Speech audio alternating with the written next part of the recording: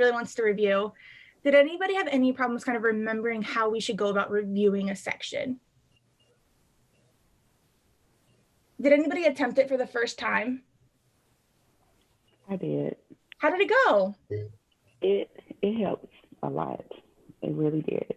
So how can you tell us what you did or what that looked like for you? So what I did was I did the time section 46 and I got to question 17 before the time was out. No, question 17, and then I finished And it. how did you do on those first 17 questions? I got 15 out of 17. That's amazing. So I was really excited. And the two that I got student wrong, that had big success on her numbers this week. Yeah, and so I did notice that the two that I did get wrong, I misread the question. Well, I won't say I misread it. I didn't comprehend it the way I should. And then the additional ones that I finished, I did get 3 of them correct. And then the other, I think 3, when I did blind review, I did get right. So it did help me realize what I was doing wrong. And on your blind review, 2 questions, I think you said, was it you? It might have been Kamani, where I think it was you, Jasmine, that said you missed 6 questions, correct? Yes, total. 4 of them. And I said, out of the whole goal, if we just focus, no, I know what it was. There were 6 questions that you missed, but got correct on blind review, right? Right. Yeah, that's so right. Maybe she missed more than 6 questions, but her goal for this week was just to focus on those. Like if she just focused on those 6 questions of why when she narrowed it down to 2, why did she pick the wrong answer? That's a huge win for the week. Just focusing on those 6 questions. And thank you, because that really helped. And as we talked about on our one-on-one, those questions that I choose the wrong one, is an assumption.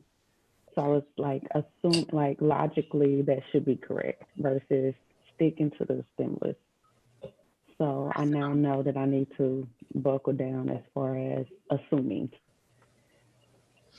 Awesome. Another person, Carolina, you don't say anything if you don't want. You were someone else that had a lot of progress between week 1 and week 2. Was there anything that really helped you get that progress? Or do you have any advice for others? I want to say that your plan does help. I was drilling a lot, and then I was I've been watching your videos that you have posted. So I did watch the Back to Basics, which I loved, and I have been watching, I think it's from the LSAT Demon. I just feel like those extra resources help me connect more and target more the questions properly. Because you had significant improvement. Awesome. Did anybody else have anything they noticed between week 1 and week 2 that was really helpful?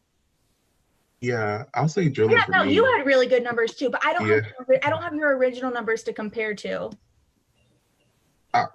No, I don't think throw you under the bus, but you sent in your individual sections. You just, Yeah, I did. Yeah, drilling that really helped me though. I mean, I'll say drilling and just doing the problems and reviewing what I did wrong.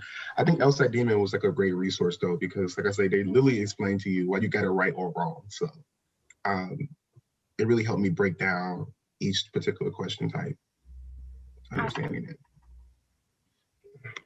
Nicole, I did want to show, if people did download the book that you recommended, how I had it bind and at the printing place, it really did help. Oh yeah, that's the LRBT2 document that is like looked around that I have on the website. When I met Jasmine, she had already had it printed and bound. Yeah, and so like I put down like the drilling homework on the notepad so I can check it off every time I do it to keep me accountable. Oh, I love that. I share this around. So that really helped me keep on track with drilling. Thank you for sharing that. Nicole, I have a question. If one, like I have the loophole, right? But if I feel like I'm progressing kind of without it, because like I'll read a couple chapters, but then like it'll get a little bit like uninteresting and it doesn't like, do I gotta keep reading it, or like would you say just keep doing? What chapter are you on in the loophole?